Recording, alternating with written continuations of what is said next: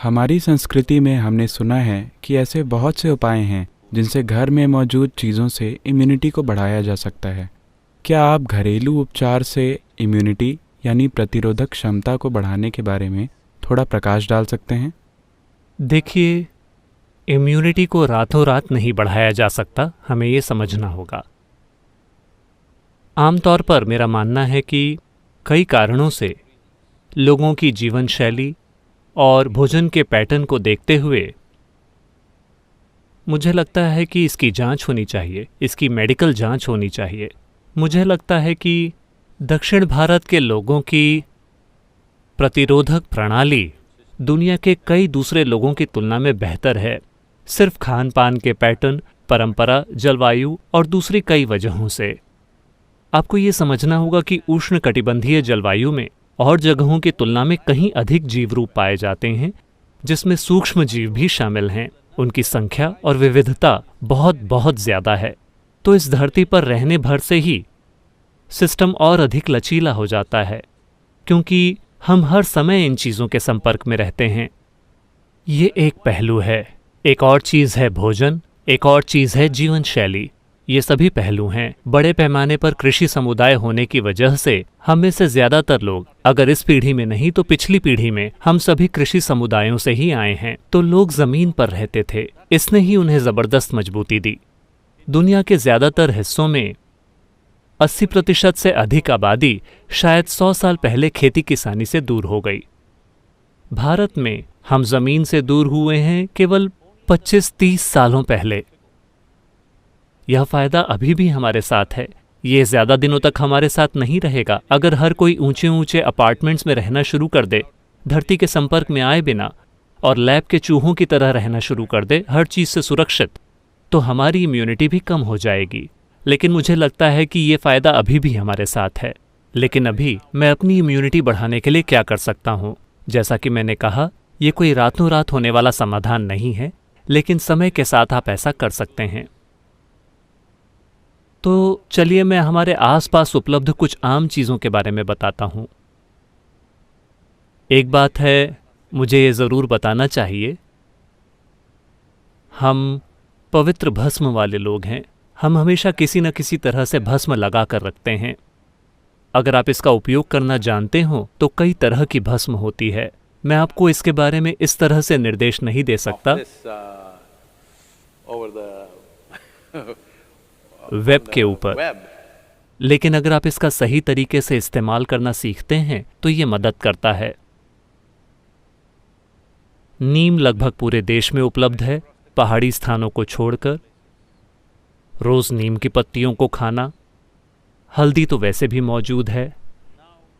आजकल लोग नैनो हल्दी बना रहे हैं, जिसे हमारा शरीर आम हल्दी की तुलना में ज्यादा आसानी से सोख लेता है। ये भी आपके इम्यून सिस्टम को काफी बेहतर बनाती है। अगर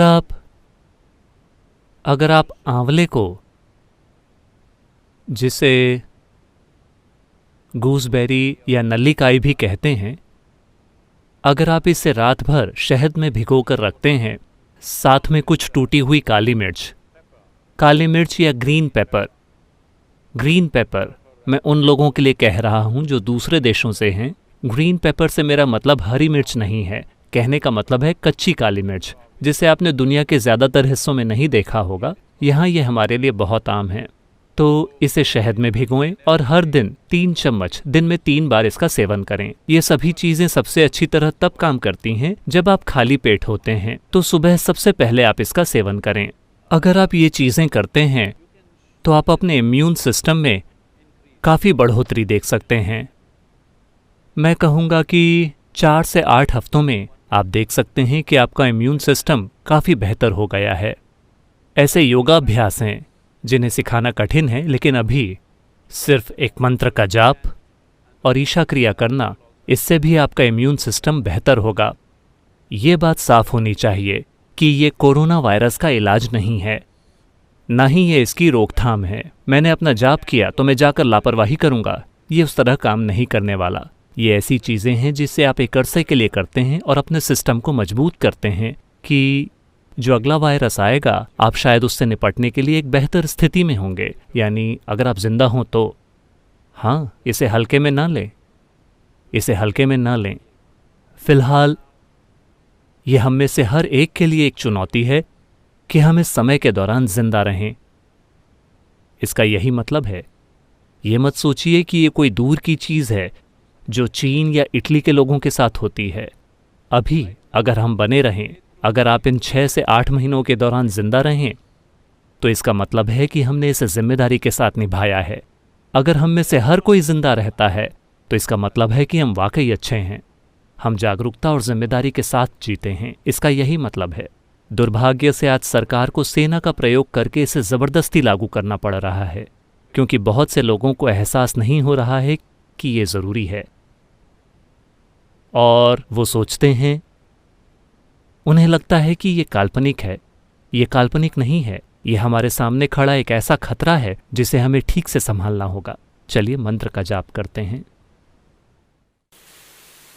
योग योग योगेश्वराय भूत भूत भूतेश्वराय